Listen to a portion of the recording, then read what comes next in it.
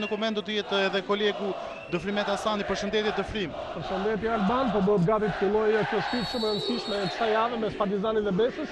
Madje ka nisur me topi parësh për Partizanin, siç e thatë Partizani ka mungesën dhe ka që mërgjyshëm e ka thënë para pak çastesh se kanë skuadrën e plotë dhe vi për pikë në Tiranë.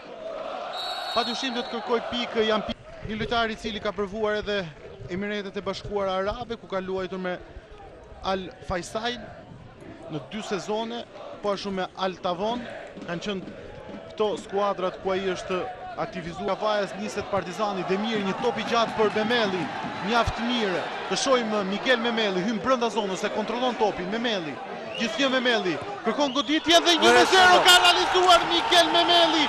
Minuta e 61 e takimit, zhbllokohen shifrat, shënon skuadra e Partizanit. Bomberi Miguel Memeli me një goditje tokas i ka gjetur cepin e djathtë në portës së Betes, me një goditje rrafsh me tokën dhe kalon e përsi skuadrën e Partizanit 1-0, një gol mjaft i bukur. Emocione Alban, emocione veçanërisht nga tifozët në shkallët e tribunës përballë, së mund kontrakt me Stafa dhe Miguel Memeli ka vajtur për nda gëzimit pikërisht me këta tifozë që e kanë mbështetur në fakt që nga dita e parë që ai ka veshur fanelën e kuqe të Partizanit. E natyrisht ai është në kërkim të objektivit, thash ka 10 gola objektiv për që shënuar të Partizanit, gjithsesi ky gol mendoj që ka shumë vlerë sot për Miguel Memeli.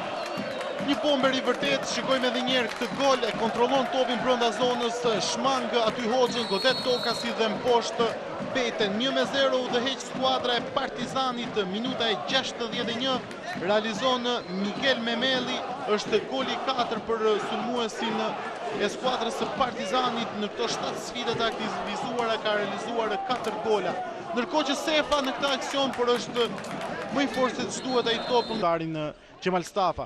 Të dashur miq, në këtë momente ka startuar edhe në Korçë sfida mes Skënderbeut edhe Partizanit, ndërkohë që në Niko Dovana të Durrësit është një tjetër përballje, por është ajo e femrave Shqipëri-Belgjikë, një takim i cili po transmetohet në kanalin e 2 të Radio Televizionit Shqiptar, ndërkohë që Sefa në këtë rast ka pozicion jashtë loje, është Denis Rexha, virojci i cili ka reaguar shumë ashtë për të njeni më gjyshi, në drejtim të Arsorit.